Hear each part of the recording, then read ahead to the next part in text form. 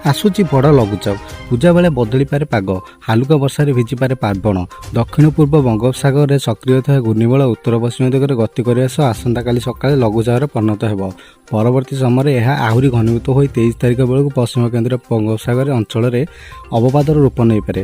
ଫଳରେ 23 ତାରିଖ ରାଜ୍ୟରେ ପାଗର ପରିବର୍ତ୍ତନ ହେବ। ତେବେ ଭିଡ଼ିଓଟି ସମ୍ପୂର୍ଣ୍ଣ ଅପଡେଟ୍ ଜାଣିବା। ତେବେ ତା ପୂର୍ବରୁ ଭିଡ଼ିଓଟିକୁ ଲାଇକ୍ କରି ଚ୍ୟାନେଲଟି ସବସ୍କ୍ରାଇବ୍ କରି ପାଖରେ ଥିବା ବେଲ୍ ଆଇକନ୍ ଉପରେ କ୍ଲିକ୍ କରିଦିଅନ୍ତୁ। ତେବେ 23 ତାରିଖରେ ଗଜପତି, ଗଞ୍ଜାମ, ପୁରୀ, ଜଗତସିଂହପୁର, କେଉଁଝର, ମୟୂରଭଞ୍ଜ, ଢେଙ୍କାନାଳ, ଅନୁଗୁଳ, କନ୍ଧମାଳ, ରାୟଗଡ଼ା, ମାଲକାନଗିରି ଏବଂ କୋରାପୁଟରେ ହାଲୁକାରୁ ମଧ୍ୟମ ଧରଣର ବର୍ଷା ସମ୍ଭାବନା ରହିଛି। 22 ତାରିଖ ଯାଏଁ ରାଜ୍ୟରେ ବର୍ଷା ନାହିଁ।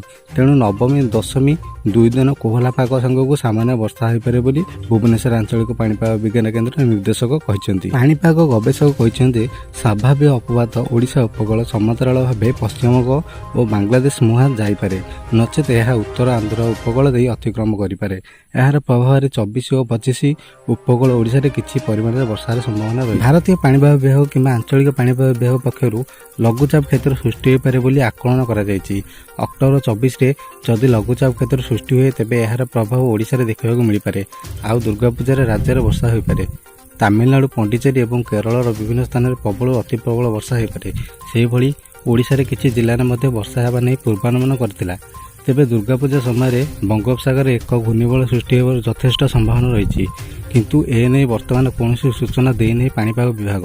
ସମ୍ଭାବ୍ୟ ଲଘୁଚାପ ମିଆଁମାର ଆଡ଼କୁ ଯାଇପାରେ, କିନ୍ତୁ ଦିଗ ପରିବର୍ତ୍ତନ ବି କରିପାରେ।